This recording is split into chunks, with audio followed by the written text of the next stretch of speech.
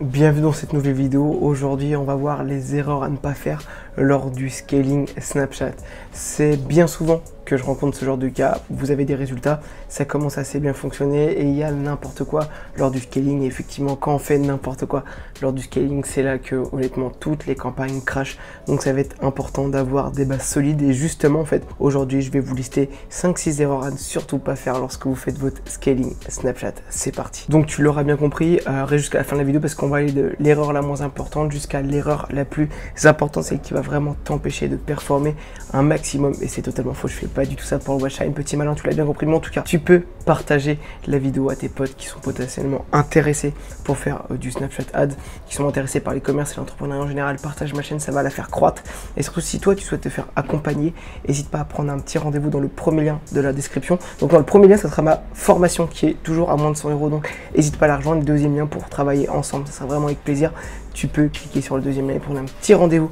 Je serais très content donc de faire un petit rendez-vous avec toi et voilà, de voir comment je pourrais t'aider. Donc là c'est parti, on va voir les 5 erreurs à ne surtout pas faire lors du testing Snapchat. Déjà, lorsqu'on va commencer son testing, il faut avoir une bonne structure de compte. Si vous avez une mauvaise structure de compte, vous allez crash vos campagnes, c'est sûr et certain, plutôt sur du moyen terme. C'est-à-dire qu'en fait, vous commencez à avoir des résultats.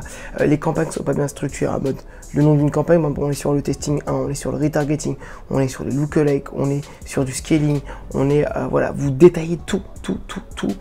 Voilà, dans un premier bloc. N'hésitez pas si vous voulez plus voilà, que je fasse une analyse un peu beaucoup plus visuelle d'une structure de compte que moi je fais.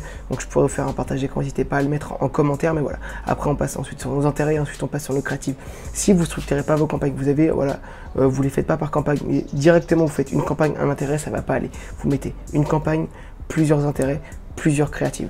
Et voilà, votre campagne, c'est le testing, c'est le retargeting, c'est les lookalike. Est-ce que vous avez bien compris ou est-ce que voilà, vous souhaitez une vidéo vraiment spécialisée sur comment bien structurer un compte Snapchat? N'hésitez pas à le mettre en commentaire. Honnêtement, je pense que ça sera ça pour tous les canaux d'acquisition. Avoir une bonne structure de compte, c'est vraiment très important. Deuxièmement, avant de scaler, il faut savoir où l'on va, ce que l'on veut faire, les objectifs à avoir. Par exemple, si il vous faut combien de ROS, est-ce qu'il faut tant de rentabilité maintenant, est-ce que vous voulez un maximum d'achats parce que vous faites de la LTV et vous savez que vous serez rentable au bout de 2-3 achats, donc est-ce qu'il faut un maximum d'achats, quel est les budgets, quelles sont vos marges maximum, minimum. Il faut que tout soit calculé avant le scaling pour que quand en fait vous analysez les résultats que vous avez, vous savez ce que vous pouvez améliorer, ce que vous pouvez couper, ce que vous pouvez augmenter. Ça c'est très important. Est-ce que l'objectif c'est d'avoir énormément d'ajouts au panier pour collecter énormément de mails et faire de la vente par emailing? C'est vraiment très important de savoir les objectifs avant de commencer à scaler. Si vous êtes purement dans de l'achat, pareil, il faut le savoir. Si voilà, il vous faut tant d'achats, il vous faut tant de marge avant de scaler, c'est très important de le savoir pour pas arriver en fait honnêtement au cas de figure où vous savez pas s'il faut laisser tourner oui ou non et là vous allez perdre énormément de temps. Et donc il faut savoir où aller, il faut que ça soit clair et net. Troisième erreur que je vois souvent, c'est que vous regardez les mauvaises métriques.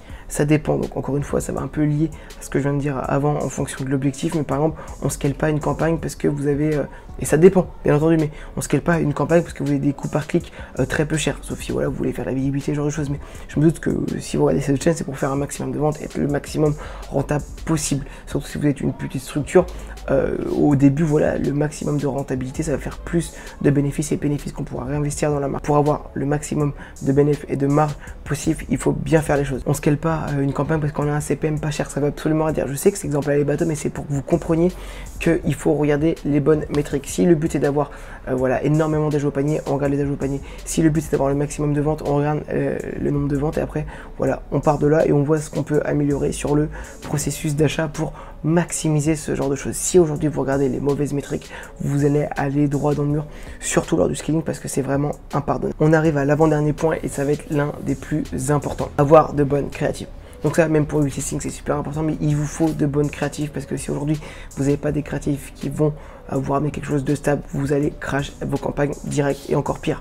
Sur les créatives, il faut toujours garder un budget de testing de créatives. C'est-à-dire que chaque semaine, vous relancez, voilà, vous prenez votre meilleur intérêt, vous le dupliquez et dedans vous lancez tout le temps des nouvelles créatives, pour voir potentiellement ce qui plaît à votre audience. Parfois honnêtement ça va être totalement contre-intuitif et vous allez avoir des résultats choquants. Ça m'est déjà arrivé, c'est normal en fait d'avoir des pressentiments, de donner son avis avant que ça commence.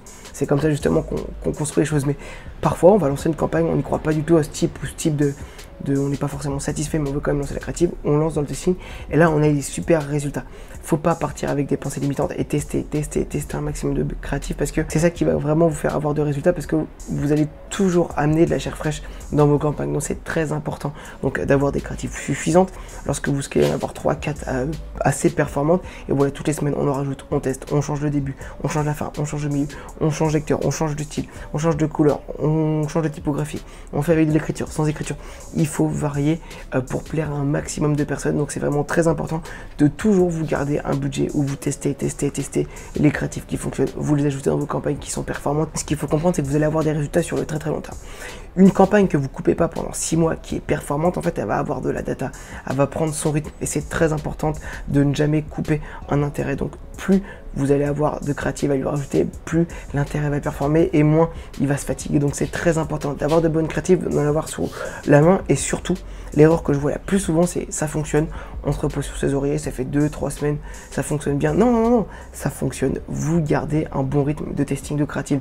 C'est en testant que vous allez avoir énormément de créatifs qui performent, et c'est comme ça que vous allez avoir les meilleurs résultats, je vous assure. Je sais que c'est chiant, je sais que ça prend du temps, je sais que parfois si vous aimez pas cette tâche là, n'hésitez pas à la déléguer sur la création des créatifs.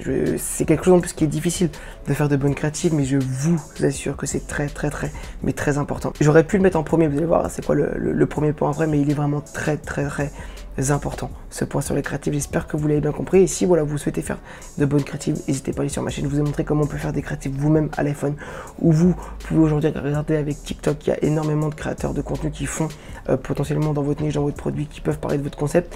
Vous leur demandez des tournages, l'UGC, on l'a vu sur la précédente vidéo, ça paraît de TikTok, c'est très important, ou 3, voilà, il y a une vidéo qui vous plaît, vous vendez des LED, il y a une vidéo sur les LED, vous contactez le créateur et vous demandez si vous pouvez lui acheter les droits sur la vidéo. Il y a énormément de façons de faire des créatives, c'est honnêtement voilà, infini d'avoir de bonnes créatives. Donc je compte sur vous pour faire de très bonnes créatives et garder une bonne structure de testing de créa, c'est très important, et pour moi ça va être la clé de la réussite. Et le 5e et dernier point, et ça honnêtement c'est le plus grave et c'est la plus grosse erreur que je connais, et je l'ai même moi fait au début, faut pas cracher dans la soupe, je pense qu'on l'a tous fait, c'est la précipitation. Il faut prendre son temps lorsqu'on fait du testing, lorsqu'on fait du scaling.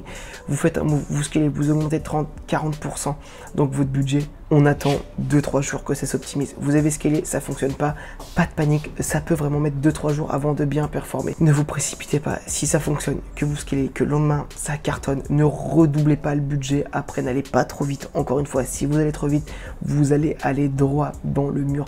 La précipitation, pour moi, c'est l'erreur numéro 1, c'est celle que énormément de personnes font, c'est celle qui vous fait, bah voilà, au début je comprends pas, ça marchait, et un mois après ça fonctionne plus. Bien sûr, en fait, vous avez totalement déréglé l'algorithme, laissez-lui du temps. En plus aujourd'hui on traque un petit peu moins la data, donc laissez-lui du temps. En fait, l'algorithme fait ça comme un bon diesel, ça met du temps à chauffer, mais une fois que c'est performant, voilà, vous l'alimentez en créa et ça va le faire. Je vous assure que si vous vous précipitez, que vous êtes trop gourmand, que vous allez trop vite, vous allez aller droit dans le mur. Donc clairement pas de souci, ne vous précipitez pas. Donc j'espère que voilà, vous avoir donné le maximum de billes pour réussir vos scaling.